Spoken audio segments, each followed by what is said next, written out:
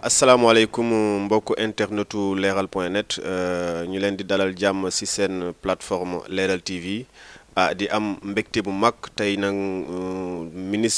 le ministre porte-parole du gouvernement à la fois mu yor tam casquette ministre porte-parole de l'Alliance pour la République APR moo ñu dalal fii ñu am mbégte bu rëy fas yéene waxtaan ak moom ci mbir yu xew fii fan yi ci dëkk bi asalaamaaleykum jawdin bi. aleykum asalaam wa rahmatullah sëñ Massène ñi ngi leen di ziar di leen ñaanal jàmm di ko ñaanal mbokki Sénégal yëpp yàlla may ñu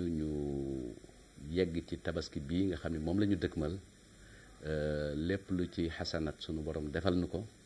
te nu fekkee yeneen ak yeneen ak yeneen sénégalais yëpp mën a tabaski ak julliti àddina bi yëpp mën a tabaski ni ko sunu borom santaane. waaw lu ñu lay njëkk laaj monsieur Seydou Gueye mooy maanaam fan yi nemmeeku nañ ci askanu Sénégal ay nit ñuy génn di wax gis nañ fi Penda Ba gis nañ fi Ami Collé Dieng waaye bu gën a marqué ni ñu xam naa mooy Assane Diouf bi am na ñenn sax ñu wax ñi est-ce que ñii jéemuñu nasaxal maanaam pilier wu nation sénégalaise Sénégal bu Senghor def Abdou Diouf ñëw def lu muy def ba tey ji ci Macky Sall yow loolu lan moo ci sa xalaat. waaw dañu koy ñaawlu ndaxte jàpp nañ ni kaddu balaa muy génn dañu koy yar jàpp nañ ni it ci li ñu mag ci jàngal mooy kaddu balaa ñu koy yëkkati it du jigéen waaye dañu koy wodd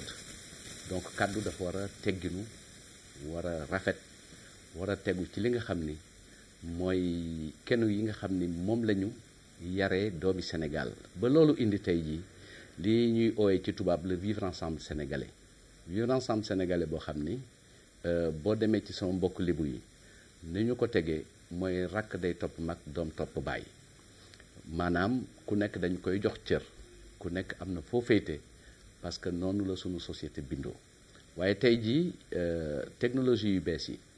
maanaam xarala yu bees yi ñuy wooyee internet maanaam Facebook Twitter ak yeneen yi nga xam ni moo xew ci jamono dafa nekk ay bees yoo xam ni jàpp naa ni tiré guñ ci conséquences yëpp ci mutation bi parce que boo ko xoolee bu baax a baax dafa nekk benn civilisation bu bees muy civilisation numérique démba problème mu information ki am média bi rek ki moom journal bi wala ki am télé parce que dafa diis moom rek moo mënoon génni xibaar mais tey jii la ngay indi xibaar di ko jottali askan wi yëpp di ko jottali àddina yëpp mi ngi ci sa poche mooy sa smartphone wala sa téléphone portable nga mun cee lor nit wax doomi jàmbur dara wax bàyyi jàmbur dara wax ndeyi jàmbur dara wax kilifa dara loo xam ni tegginuwul te bokkul ak charte yi nga xam ni moom lañ yare nit ñi donc ñu ne loolu jàpp nañ ni man en tout cas ci sama wàllu bopp jàpp naa ni effet contraire bi le produit parce que médias yooyu bi ñu leen di génne dañu bëggoon defar tissu social bi dafa xew ci réew yi nga xam ni dañu demoon ba xaw a ñàkk relation sociale donc mu nekk ay outils yu bees yoo xam ne dafay indi lien social mais tey jii dafa mel ni lu attaqué sunu tissu social mel ni lu yor paaka rek di ko dagg ak yooyu donc war na ñu jàngal nit ñi bu baax lan mooy média yooyu utilisation yi ciy def ñaar la wut relation sociale ak nit wala wut plus-value économique mais bu fekkente ni posté ay vidéo la di saaga ak loolu jàpp naa ni saaga du opinion nag ak liberté d'expression constitution Sénégal moo ko garantir ñëpp waaye ci li mu garantiral nit ñi saaga ak ñàkk war ma bokk ci donc nañu xoolaat suñu bopp ñi koy jëfandikoo nekk ci li ñuy wax autorégulation état bi ci wàllu boppam yokk régulation bi mais yokk également sensibilisation bi waaye di caaga ni nag ñi ngi autoréguler di réguler di sensibiliser que du ñu mën a teg daan yi nga xam ni moom la loi di teg damay fàttali ni fii Sénégal am na ay loi yu bees yoo xam ne ñëw na fi yoo xam ni mi ngi bokk ci ay insultes yu jaar ci internet wala ci ay mbiru terrorisme ak yooyu donc nit ñi war nañu xam bu ñuy def yu mel noonu lan moo mën a dal seen kaw jàpp naa ni citoyen bu nekk dañ ko war respecté jàpp naa ni it institution yu nekk dañ leen war a respecté rawatina nag ki nga xam ne mooy njiiti réew mi mi nga xam ne mooy incarner unité nationale mais aussi moom mooy kii teewal Sénégal bitim réew donc dañ ko war a jëmal fulaal ko donc jàpp naa ni war nañu gën a waxtaan waaye war nañu it xoolaat suñu doxalin ak ni ñuy jëfandikoo jumtuwaay yooyu parce que li ci ëpp ay tooñ la ay lorange te foog naa ni diggante ñaari jullit xaju ci diggante nit ñu baax loolu war naa mën a ñàkk. Monsieur le ministre est-ce que yaakaar nañu fan yi ak mbirum Assane Diouf bu ñu waxoon tey dina ñëw aéroport wax ji bari ci loolu est-ce que yaakaar nañ ci fan yi di ñëw vraiment l'État sénégalais via le gouvernement def benn communication ci loolu. jàpp naa ni bu fekkente ni mbir mi laaj na ko gouvernement wu Sénégal dina ko def waaye léeg-léeg aussi xam nga mbir yooyu retentissement bi muy am maanaam dayo bi ñu koy jox ak ni mu toll du bokk ndaxte tey jii bu fekkente ni da ngay mëngale war ngaa mën a jàpp ni li nga xam ni moo concerne président Macky Sall ci li mu yor moom ci xarala yooyu muy page Facebook wala Twitter wala compte mu yor ay doomi Sénégal yu bare ñu ngi ciy dugg ak yar ak teggin ak am ité pour xam li président di def wala pour rafetlu li muy def wala pour laaj ko donc foog naa ni jëfandikoo bu mel noonu moo ëpp njëriñ toog di saaga li ma ci jàpp mooy il faut que ñu def attention parce que léeg-léeg dafa mel ni dafa am ñenn ci ñun ñoo xam ne dañu yaakaar ni ñoo xam-xam ñoo gën a muus ñenn ñi xam-xam nag dafa tasaaroo ci réew mi ñëpp ko am waaye foog naa ni il faut que ñu bañ a jàpp toujours que ni ñun ñoo gën a xam sénégalais yi donc ñoo leen war a wax li ñuy def sénégalais bu nekk ci boppam buy dund ci réew mi gis na réew mi dox yi muy dox pour jëm ci li gën donc boo ko xoolee ci fànn bu ne bu fekkente ni wéet nga ak sa bopp rek di nga xam ndax réew mi ngi avancé wala avancé wul dëgg la nag am na ñoo xam ne peut-être yegg seegul ci seen poche parce que bu fekkee noonu la ñuy nattee avancement léeg-léeg dina jafe waaye bu ñu xoolee li ñu bokk yëpp ak réew mi ni ñu ko war a defare foog naa ni mi ngi ci yoon woo xam ni ci juróomi at jar naa yaakaar ndax liñ ci gën a gis mooy ay tàmbali yoo xam ni dëppoo na ak nit ñi soxla mooy ay solution yoo xam ni mi ngi faj problème yi nga xam ne ñun ñëpp ñoo ko bokk boo ko seetee ci wàllu santé ak couverture maladie boo ko seetee ci ndimbalu jigéen ñi ak seen autonomisation de sécurité familiale boo ko xoolee ci infrastructure yi mooy li ñuy doxal boo ko xoolee ci delloo si waat équité diggante réewu taax yeeg réewu kaw mi PUDC mi ngi indi ay yoon mi ngi indi ndox mi ngi indi électricité foog naa ni bu ñu amee lu ñu war a seetlu mooy da nga am ay village yoo xam ni juróom fukki at ak lu teg bi ñu indépendant ak léegi amuñu électricité amuñu ndox ba nga xam ne boo demee ci yenn village yi même si ñu teranga bi nga xam ne mooy jox nit ki potu ndox mu naan pour dalal ko jàmm mënuñu koo jox nit foog naa ni Sénégalais yooyu war nañ leen bàyyi xel ak yeneen fànn yoo xam ni dëkk baa ngi dox mën na gën a dox nag te ci loolu la gouvernement bi nekk ci loolu la président Macky Sall nekk ak gouvernement am te firnde yi moom foog naa ni bare na boo ko soxlaa mën nañ ci ñëw. incha allah monsieur le ministre yow jàngalekat nga tey soo doon analyser vraiment lu tubaab di wax sociologiquement statistiquement élection législative yu jàll ya nga xam ne vraiment Benno Bokk Yaakaar làbbali na opposition bi ci béréb yu bari nan nga koy analyser yow nii à tête reposée tey jii nii. li ma ciy njëkk jàngat mooy ndokkeel sénégalais yi parce que ñoom ci seen wàllu bopp ñoom ñoo jóg am fulla ak fayda daal di def benn choix wu cohérence ne comme lii tàmbali te président Macky Sall jiite ko dal na sunu xel te am nañ ci yaakaar nañu ko jox doole ji mu soxla assemblée nationale pour mu gën a mën a wéyal la muy liggéey looloo tax victoire bu Benno nekk victoire bu yaatu bu amul werante victoire bu leer la bu fekkonte ni ci dañuy wax ci expression Sénégal mooy daan nañ leen jël boo xam ni amul werante du quatre appui du dara mais jël boo xam ne dañ jaaxaan totalement réewu Sénégal nag dafa am tradition mooy di dem ci ay élection bi yoon nag ñu janook élection yoo xam ni mosul am ndaxte élection yi organisé nañ ko ci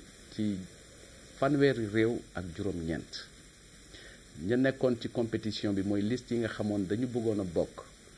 mat nañu ñeent fukk ak juróom-ñaar sénégalais yi jot seeni carte wala am yeneen moyens yi nga xam ni conseil constitutionnel validé na ko pour ñu voter lim bi jéggi na 3 millions donc buñ koy jàpp war nañu mën a jàpp ni benn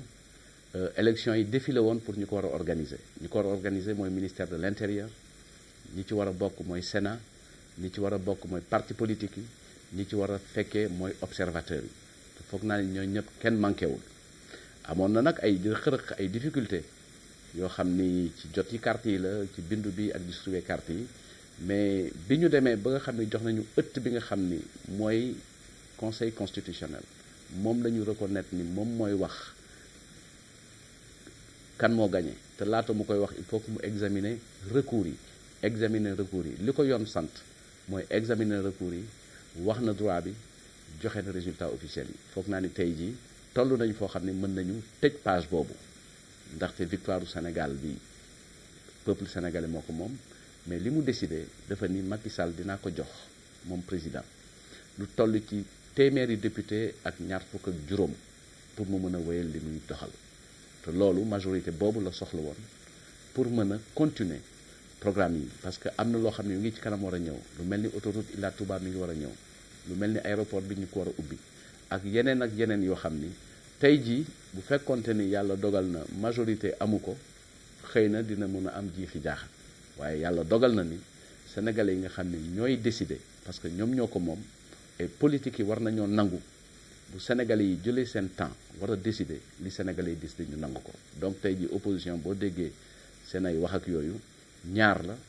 dañu nanguwul victoire bi, ñaareel bi mooy li sénégalais yi décider la ñu respecté wul. foog naa ni consultation électorale bu jotee c'est le peuple qui retrouve le pouvoir et sa souveraineté. su waxee li mu wax dañ ko war a respecter. du ñàkk nag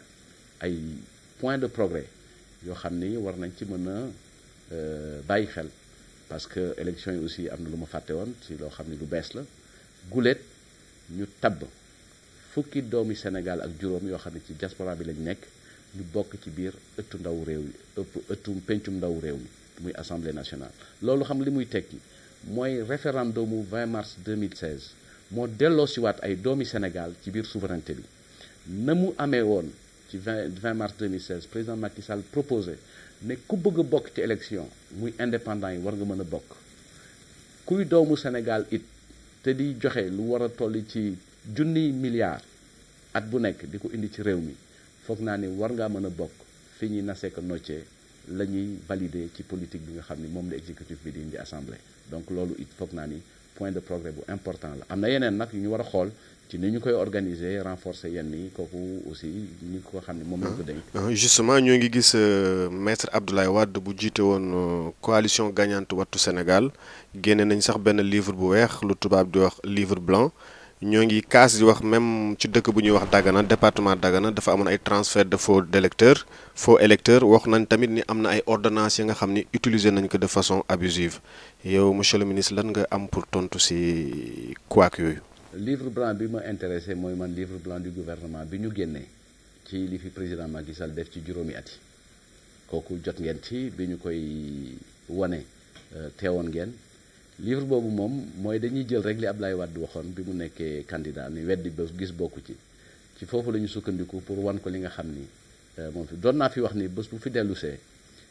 dina dépayser parce que na fekk réew moo xam ni ni mu ko yàqee woon président Macky Sall defaraat na ko nekk ci jubbanti ko ak noddanti donc man respecté naa Sénégalais yi ba du ma wax faux électeur ci boppam moo am ndaxte suñu système Sénégalais yi ñoo ko xeex teg ko fi. dama jàpp ni sàccum élection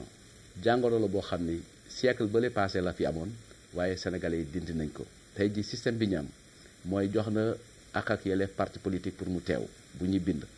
jox na ko pour mu teew bu ñuy joxe carte jox na ko pour mu teew ci biir bureau de vote jox na Sénat capacité ak pouvoir jox na administration responsabilité mu organiser jox na conseil constitutionnel dayoo ak yelleef pour muy wax. donc système bu mel noonu dëkk yu bare bu ñu ko amoon dañu ciy sant tey ji système bi ci boppam moo lay wan ni sàcc élection moom jafe na fi lool. maintenant mun na am koo xam ni mi ngi bindoo Colobane mais Médina lay voté wala ku bindoo Médina mais Fass lay voté wala ku bindoo Dakar mais Saint-Louis lay voté parce que ni ñu defee refonte bi depuis 2006 noonu lañ ko defee mais li ñuy wax ci refonte bi 2006 bi ñu ko tàmbalee. ñi nekk ci sénégalais yu jot woon seen carte war a voté mën a voté lim bi toll woon na ci 1,6 million personnes maanaam ci joxe carte yi en 2006 taux bi weesul woon 34%. te joxe carte yi ci bindu bii nga xam ne moom la ñu def en 2017 ñi jot seen carte mi ngi toll ci 75% wala 80%. maanaam téeméer boo jël ci ñu war a voté juróom-ñaar fukk ak juróom wala juróom-ñetti fukk yi jotoon nañu seen carte. ña ko mënul woon a jot conseil constitutionnel par avis may na leen sur la base de leur inscription seen récépissé ak kayit buy justifier seen identité bu ñu gisee seen tur ci liste yi ñu mun cee voté. tey ji bu fekkante am lu ñuy wax ni mu loree opposition bi foog naa ni mu ñu lore ñun moo ëpp ndaxte fekkonte ni ñi war a voté te bëggoon a voté Benno ñëpp voté nañu foog naa ni score opposition bi dina gën a tuuti wala bu Benno dina gën a yaatu. waaw mais fële ca Touba ñoom dañu wax ne loolu da leen gàllankoor bu baax opposition bi ndax jàpp nañu seen fief la. Sénégal du fiefu kenn maa ngi nii man Medina bi ñu demee gañewuñu mais taxul mu nekk fiefu nit. élection noonu la dafa am nooy toll ak nu muy demee nga gañe wala doo gañe fief moom amul fenn ci li ma jàpp. mën ngaa am yaakaar nag ne zone bi maa fi ëpp militant mais Touba moom du fiefu opposition bi même bu fekkente ni ni ngi koy gañee li ñu war a jàpp ci Touba mooy élection yi ni mu demee bare na sabotage bare na yàq am na ay bureau de vote yu fonctionné wul am na ñu ubbiwul ren dossier boobu mu ngi ci loxo justice war na àtte parce que dafa kenn warul mun na nangu ci am réew ci démocratie ay citoyens sénégalais jóg ne dinañu xañ ñeneen ñu voté ji ba tax mënuñoo voté ci saccager ay bureau de vote loolu lu ñaaw la ci démocratie mais comme démocratie aussi dafa sukkandiku ci état de droit am na ay mbir yoo xam ne bu jébbee bu jotee dañu koy bàyyi ci loxo yoon mu wax ci li nga xam ne mooy situation droit bi.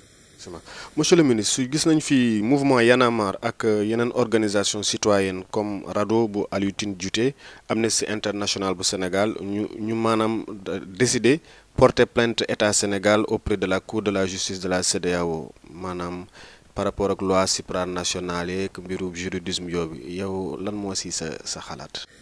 loolu li muy firnde mooy Sénégal état de droit la ba ku nekk yaakaar nga ni buñ la tooñee wala nga am loo xam ni jàpp nga ni lor na la war ngaa mën a dem ci juridiction yi pour ñu àtte donc loolu dañ koy rafetlu ñaareel bi nag mooy nit mën naa gàddu dara foog ni lu am solo la dem ci juridiction mais du am solo parce que ay fait les juridictions yi di xool maintenant libre nañ ci man duma ci sore lenn daal dinaa ko jàpp defar démocratie Sénégal mooy ànd ak doomi Sénégal nekk biir Sénégal tabax ko war nañoo weesu ñun ci suñu wàllu bopp foo xam ne bu ñu bëggee valider suñu mbirum démocratie ñuy dem à l'extérieur di ko seet d'accorduma ci kuy génn di saboter président de la République hors de son pays d'accorduma kuy indi problème mu démocratie biir Sénégal mu war a nekk waxtaanu doomu sénégalais nga bëgg ko jël génne ko ci biti yàq deru Sénégal amul njëriñ te foog naa ni réew yépp mankoon nañ ci lenn am na ñett yoo xam ni war nañ ko mën a jàpp mooy Sénégal réew mu tuuti la du point de vue économique mais diplomatie may na ko positionnement international bu yaatu mooy Sénégal réew mu tuuti la ci wàllu habitant mooy démocratie modèle la boo xam ne ñëpp a ngi ciy bàyyi xel mooy Sénégal réew mu bare composante culturelle sociologique ethnique la mais am na benn qualité de vivre ensemble boo xam ni réew yu bare ñu ciy xool pour roy ci donc loolu la ñu war a préserver bu ñu bëggee Sénégal gën a jëm kanam bu ñu bëggee Sénégal gën a ràññeeku fi nga xam ni tey jii amul benn werante depuis Senghor ba président Macky Sall Sénégal bokk na ci réew yi nga xam ni fi ñuy waxee ci avenir bu monde bi Sénégal dina ci bokk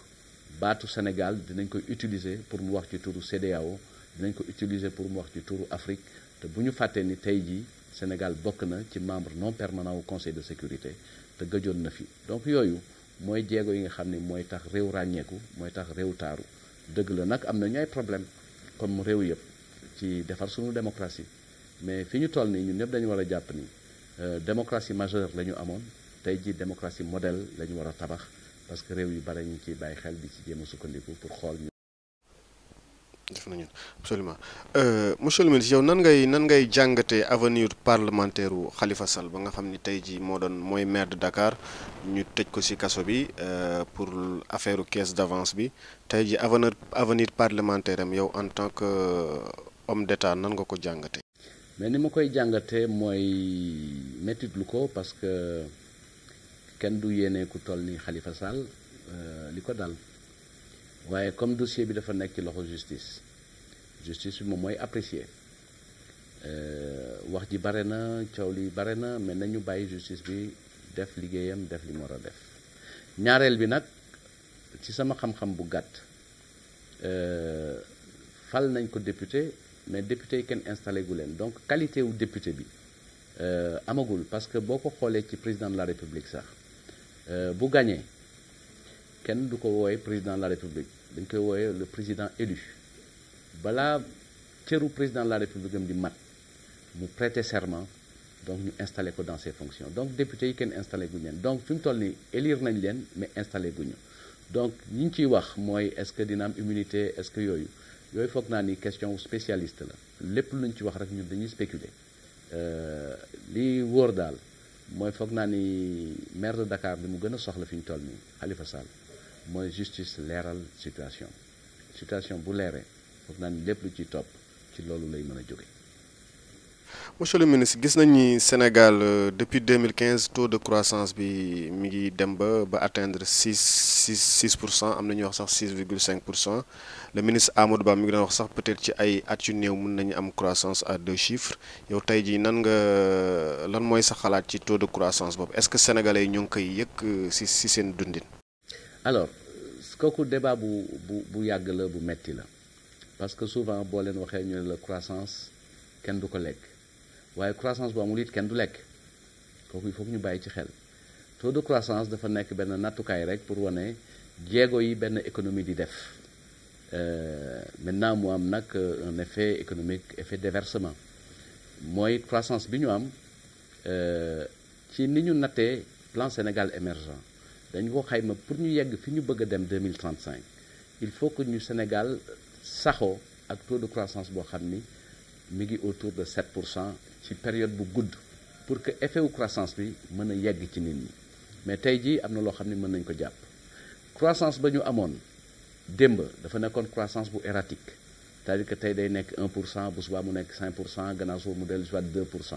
donc défi bi ñu am mooy stabiliser taux de croissance bi ci benn norme te norme bi ñu fixé mooy 7% te soreetuñu ko ñaareel bi croissance bu erratique bi démb bi ñu amoon amuloon contenu social tey jii taux de croissance bi ñu am na contenu social parce que bu ñu amul woon taux de croissance bu am contenu social du ñu mën a génne alal di ko def sur des allocations budgétaires comme bourse de sécurité familiale du ñu mën a def ay programmes yu mel ni PUDC damay fàttali ni PUDC programme la boo xam ni Sénégal ci boppam moo natt ci alalam lu toll ci téeméeri milliards ak fukk ak ñeent pour démarrer ko pour indi ndox pour indi électricité pour indi ay yoon pour jox jigéen ñi jumtuwaay yoo xam ne dina tax ñu mën a nekk en activité économique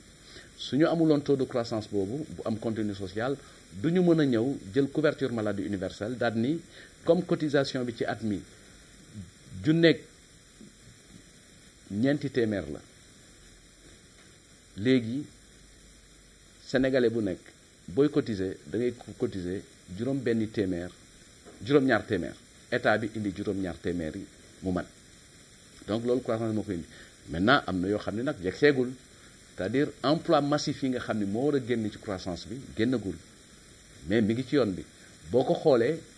croissance boobu contenu social bi muy indi tey jii mi ngi indi lu war a mel ni les domaines agricoles communautaires mu nekk ay bërëb yoo xam ne xale yi nañ fa liggéey effet multiplication bi ci la ñu nekk di ko xool parce que modèle bi stabilisé nañ ko réplication bi la ñuy seet donc loolu mooy intérêt wu croissance bi des na mu war a ñëw nekk xaalis bu fekkente ne noonu lañ koy nattee ci poosu góorgóorlu yi donc loolu mi ngi ci kanam waaye li nga xam ne mooy rôle politique mooy xool les problèmes collectifs mu indi ci ay solutions problème collectif yi fii Sénégal lan la njàng mi état li mu ciy def ci alal bare na problème collectif yi lan la mooy yoon yi mooy électricité yi mooy tabax école yi parce que bu ñu fàttaliku ni dañu am population bu jeune donc lépp lu croissance bi génne président Macky Sall daf ko orienté vers une redistribution équitable mu xam ci équité territoriale mooy dëkku taax yi ak dëkku kaw yi war a mën a yem mooy xam ci équité sociale mooy sénégalais bu ne droit yi nga am bokk ci croissance nag mooy indi xëy parce que li ngay génne ci croissance bi moom la ñuy réinvestiraat ci ay emploi maanaam ressource la yoo xam ne dañuy seet naka lañ koy employé bu ñu ko employé xale yi am xëy mais tey jii croissance bi secteur investissement public moo ko gën a tiré jot na moom moo tax président Macky Sall xar tànku tubéyam pour que secteur privé bi bokk ci investissement yi parce que dina am moment boo xam ni investissement privé mooy ñëw mottali investissement public bi pour am un effet de multiplication et d'amplification donc nañu am njort bu rafet premier défi bi moo doon yegsi ci taux de croissance boobu deuxième défi bi mooy stabiliser ko à ce tour troisième bi mooy maintenant enrichir croissance bi en contenu social bi nga xam ni pour xale yi mooy am xëy inclusion daal ci inclusion sociale ak équité donc ci loolu lañ nekk di ci liggéey te foog naa ni yoon bi ñu teg suñu tànk baax na absolument fan yi ñoo ngi doon dégg le président de la République française Emmanuel Macron mu ni CFA moom ku d'accordul nekk ci zone bi da ngay génn nga xool leneen fan yi gis nañ benn activiste bu ñuy wax Kémi Séba bu taal benn junne bu BCEAO di kaas ni maanaam réewum Afrique vraiment dañu war génn ci zone franc bi yow monsieur le ministre en tant que intellectuel yow lan mooy sa position par rapport au débat sur le franc CFA. mais damay rafetlu débat sur le franc CFA parce que malgré li ci nit ñi yaakaar du débat boo xam ne biir Sénégal rek la am ci biir Afrique la am nit ñi di ci wax ku nekk di am xalaatam parce que monnaie dafa nekk benn instrument boo xam ni dinañ ci mën a tirer économie am na ñoo xam ni seen développement économique ci seen politique monétaire lañ ko teg Sénégal pour l'instant développement économique am mi ngi ko teg ci renouveau productif moom moo tax boo jëlee PSE mu am ñetti axe transformation structurelle de l'économie inclusion sociale ak gouvernance yooyu mooy problème yi nga xam ne jàpp nañ ni suñu économie bu ko réglé dinañu mën a gis yoon boo xam ni dinañu génne ci mal développement bi wala sous développement monnaie nag am na solo pour aiguillonner politique économique li may rafetlu ci débat bi mooy opinion yi bare na uute na fi ni nii sukkandiku bare na uute na am na ñoo xam ne boo leen dégloo ñu ne monnaie CFA amul njëriñ parce que boo ko nattee ci pays yi nga xam ne ñoo am CFA li mu am ci ay coup d'état li mu am ci problème mu développement li ñu am ci ay problème mu investissement accès au crédit financement CFA daf koy gàllankoor am na ñeneen ñoo xam ne boo leen dégloo dañ lay wax ni la stabilité bi ñu am ak parité fixe bi ñu am ak euro dinañu permettre tey jii sunu monnaie am doole parce que am na dëkk yoo xam ne ñoo ñëpp doole mais seen monnaie permettre leen ñuy jëndi bétum réew mais mécanisme bi am entre franc CFA ak Banque de France muy mécanisme garantie am na lu muy jëriñ am na nag lu muy jar donc dama yaakaar ni débat bi war na mën a wéy parce que du yëfu Sénégal kese Sénégal daf ko bokk ak ay réew bokk ko ak ñoo xam ne ñoom ñoo bokk zone d'intégration boo ko xoolee tey jii bu baax a baax il faudrait que ñu gën a avancer ci débat bi génn ci oripeaux partisans yi li wooyee ay oripeaux partisans wala ay tentative symbolique ak yooyu taal xaalis bi foog naa ni amul njëriñ li ëpp njëriñ mooy ñu toog waxtaan ba techniciens yi wax lan mooy intérêt ak avantage u franc CFA wala lan mooy risque par rapport ak sunu développement ba ñu xam lu leer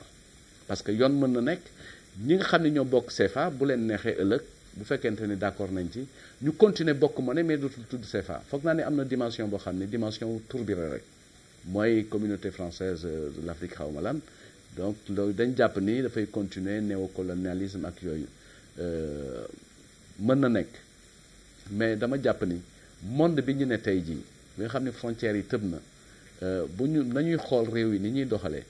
di seet naka la ñuy defee une communauté économique monétaire et financière ñun am nañ ko am nañu UEMOA am nañu CEDEAO foog naa ni bu ñu xoolee bànqaas yooyu bu ñu leen doolelee xëy na dinañu mun am beneen monnaie boo xam ni du tudd CFA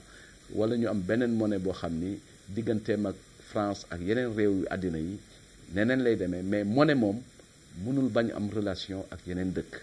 mënul am ay relation ak système monétaire mondial parce que lu ñuy weccee la luy am valeur fii la parce que cours légal moom ci territoire kese la nekk il faut nga am yeneen accord pour boo génnee pour mu am njëriñ am doole donc débat experts yi mën a wax bu experts yi waxee ba mu leer foog naa ni ñi nga xam ne ñoo am responsabilité politique dinañu jël position politique yi nga xam ni jàpp naa ni te yaakaar naa ni te loolu mooy am avantage u Afrique lay doon avantage u Sénégal ak avantage u zone CFA lay doon. fan yi gis nañu ambassadeur u France fii si au Sénégal monsieur Christophe Bigot mu ni train express régional bi moom nu mu ko gisee maanaam mbir mu xarale bu xarañ la ba nga xam ni nar na dindi maanaam xat-xat bu Dakar bi nekkee da ko wax si tubaab maanaam congestion ak asphyxie bu Dakar nar a nekkee da ko nar dindi fii quelques années mu ni vraiment c'est un projet révolutionnaire est-ce que loolu yéen day gën a crédibiliser seen train express régional bi ak lu ci détracteur yëpp wax. mais loolu du ko crédibiliser daf koy gën a firndeel parce que président Macky Sall bi muy xalaat train express régional dafa am fu mu ko teg fi mu ko teg mooy ci jàngat yi nga xam ni moom la ñuy tiré ci évolution démographique bi damay fàttali ni diggante 2006 ak 2012 problème mu congestion Sénégal bi ko économiste xayma woon congestion wu Ndakaaru jàppoon nañ ni at bu nekk dina perte loo économie wu Sénégal lu toll ci 100 milliards embouteillage yi ak yéex a dem bi donc boo ko jëlee ci juróomi at muy 500 milliards tey jii nga indi projet boo xam ni boo jëlee fi nga ko teg mooy ci jàngat bi fileeg ñaar fukki at wala lu ko yées ñii dund biir Ndakaaru dinañu war a mat 8 millions ñoom ñëpp soxla dem ak dikk nga am déplacement wu centre d'activité yi nga jël lu mel ni Diamniadio def ay sphère ministérielle def parc industriel def aéroport ci zone bi donc centre d'intérêt wu nit ñi day déplacé wu ci zone boobu donc baax na nga am outil buy transporter de masse parce que tey jii li ñu jàpp mooy train bi dina war a indi capacité wu yóbbu lu war a mat 114 000 personnes par jour dans les deux sens loolu dafa am solo loolu ay njaganjaay ay bus tata ak ay taxi ak voiture personnelle bu ko bëggee transporter foog naa nit dina ñoom ay embouteillage donc axe bi njëkk mooy train express régional dafay jëm jóge Ndakaaru dem ba Diamniadio mais war nañu bàyyi xel ni ci notion wu évolution ak progressivité beneen axe war na mën a jël beneen yoon bi yoonu nord bi ensuite train express régional bi dafa ànd ak réhabilitation du réseau ferroviaire national donc boo jëlee transformation structurelle mooy les moyens de production de transport et de logistique dafa bokk ci li nga war a beesal donc Sénégal toll na foo xam ni war na génn ci li ñuy wax la macrocéphalie de la capitale mooy 0,30% de la superficie ci la 90% ressources yi nekk ci la 94% emploi yi nekk ci la chiffre yu jéggi dayo ba nga xam ni dafay am rek Ndakaaru ak fële mais président Macky Sall bi mu ñëwee pour soppi li ñuy wax aménagement territorial bi dafa jël benn conurbation Dakar Thiès Mbour pour nekk zone boo xam ne déplacé centre de gravité bi donc train express régional coow li bare na mais dina indi liggéey pour xale yi dina indi liggéey pour ñi nga xam ne dinañ ko liggéey et dina am njëriñ pour yokk mobilité wu nit ñi parce que loolu aussi dafa bokk ci ay facteurs yoo xam ne day développer nit ñi ñaata nit ñoo fi ñëw pour investir démb mais temps bi ñuy def diggante aéroport ak fi ñu jëm décourager leen ñu delluwaat ak seen xaalis donc dëkk yi nga xam ni dañu bëgg ubbeeku dañu laaj ay moyens de transport yu gaaw donc train express régional soxla boobu lay faj prendre en charge de façon anticipée les problèmes de mobilité ak ni ñu gisee Dakar ak évolution démographique yi parce que 2050 sénégalais yi dinañu war a toll ci lu war a ëpp 40 millions te ci loolu lu ëpp 8 millions ci biir région de Dakar la ñuy dund donc il faut que ñu régler problème bi parce que homme politique aussi mission mooy répondre aujourd'hui à des questions de demain suñu ko deful demain bu problème yi ñëwee li olof Njaay di wax rek bu ndox tuuroo an bàq des te kooku nag homme politique warul nekk ci piège boobu. Absolument suñu avant dernière question monsieur le ministre observateurs yi dañuy yaakaar ni signature contrat bu ñu fi état sénégalais doon def ak Total le géant français moo indi sax limogeage u ancien ministre de l'énergie Thierno Alassane Sall gis nañ tamit ni c'est le premier ministre Mahammed Boun Abdallah Dionne moo cumulé léegi fonction yi yow en tant que observateur nan nga analyser management état sénégalais par rapport ak les ressources naturelles wax ji nu mu bare zircon beeg pétrole beeg ak baraka bu ñu am fan yi ci découverte yi. non du ma observateur acteur là parce que maa ngi ci biir système bi acteur dans le système boobu. li may wax ci mbirum pétrole bi foog naa ni coow lu bare jóg na fi ba ku dégg Sénégal sax foog ni le Sénégal est un pays pétrolier te boo dégloo ñenn ñi sax dafa mel ni pétrole bi yëpp ñëw na fii gars yi sàcc nañ ko jël nañ ko jaay ko te pétrole génnagul dama bëgg fàttali pétrole génnagul am na débat yoo xam ne duñ ci ñëwaat weesu nañ ko mais li ma jàpp rek mooy chance bi Sénégal am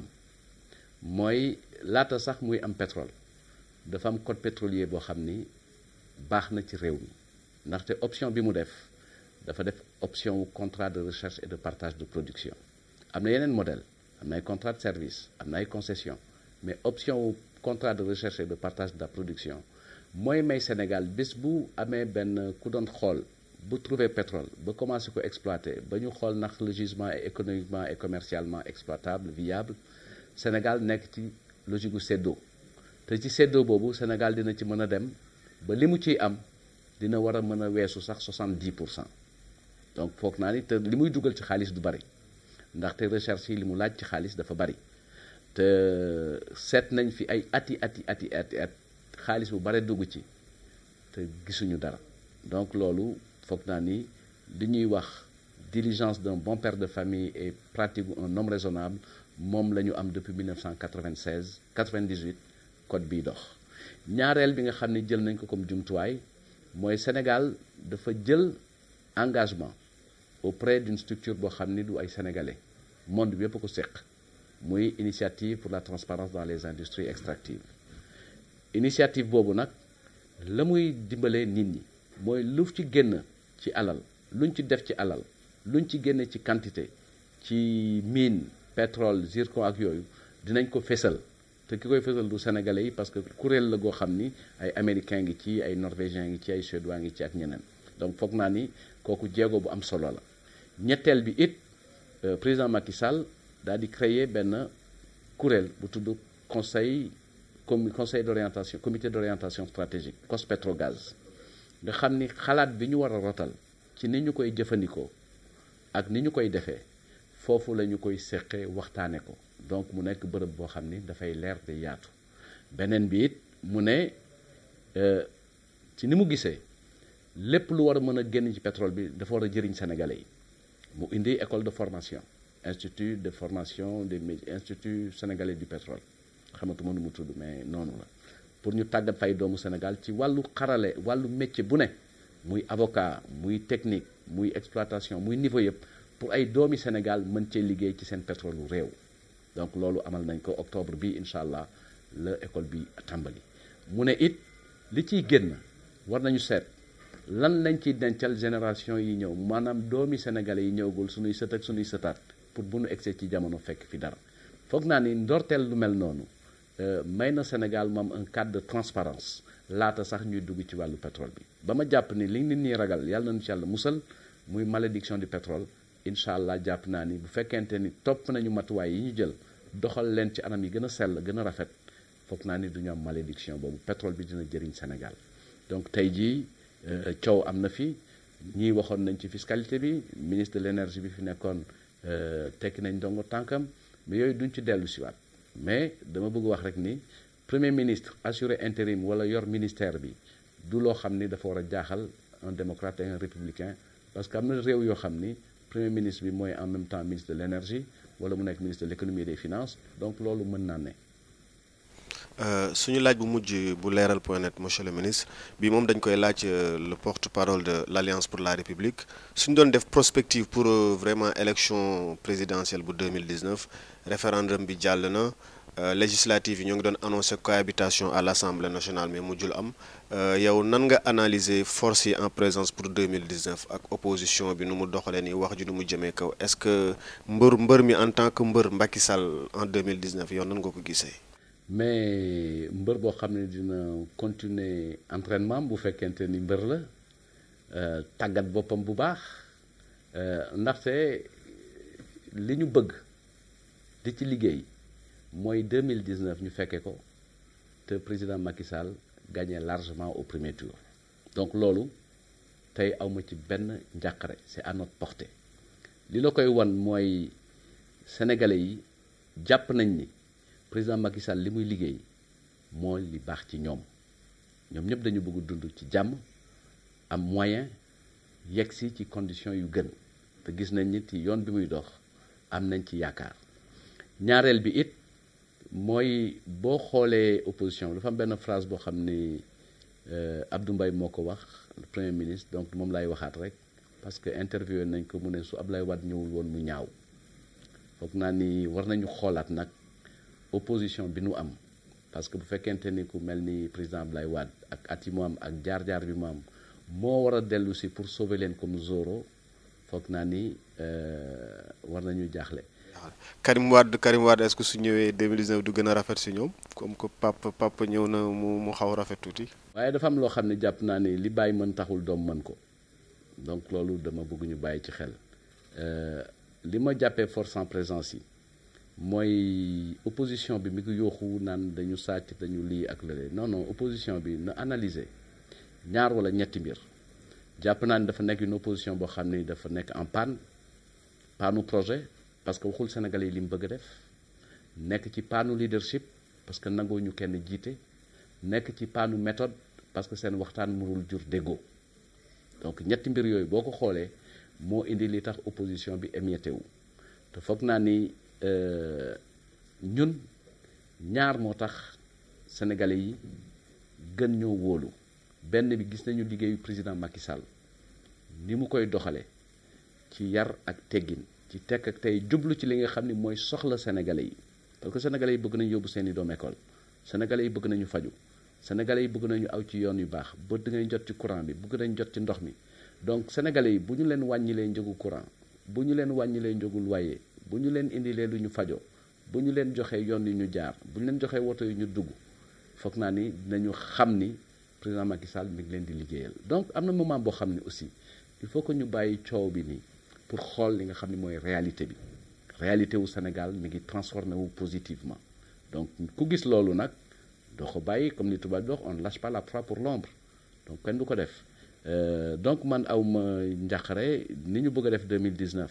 mooy gagner au premier tour li mu laaj mooy continuer liggéey bu baax a baax parce que opposition bi du loo xam ni war nañoo mën a tiital waaye nag mën nañ ci bàyyi xel parce que noonu du tuuti. Loolu moo doon suñu laaj bu mujj xanaa monsieur le ministre ñu bàyyi la nga def sa kàddu gu mujj xanaa peut-être rendre benn hommage rek pour dem si yàlla ji Aliou Sow bu génn àdduna fan yi. waaw di ko ñaanal suñu borom teelu ko njéggal ak yërmande. amiin amiin amiin te dëkkal ko ci kër yi gën a kawe ci aljana. amiin amiin ndaxte ku amoon njëriñ la fii ci kaw suuf. ku doon dimbali miskin yi la. ku doon dimbali néew ji doole yi la. te ku bokk ci li tabax réew mi la donc foog naa ni souvent nit ñi dañuy wax naan même politique souvent nit ñi dañ naan wax politique moom fii la yem ci àddina mais jàppuma loolu man dama jàpp ni bu la yàlla yebalee ci àddina am na lu mu la sant te li mu la njëkk sant mooy nga dimbali ko ci jaamam yi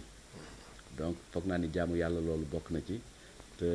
ku jaamu yàllam selloon la ci liñ ci xam ku amoon discrétion la ku yar njabootam it donc ñi ngi jaalee njaboot gi di leen massawu te di leen ñaanal suñu borom féete leen fi leen seen wayjur féete woon neewoo fii war nañ ci roy parce que jëriñ na réew mi te tànqalul kenn jëriñ na réew mi te kenn déggul ko ci lu safaan jëriñ na réew mi ci def lu baax jëriñ na réew mi ci dimbali miskin yi foog naa ni kooku nag mook président Macky Sall ñoo ko bokk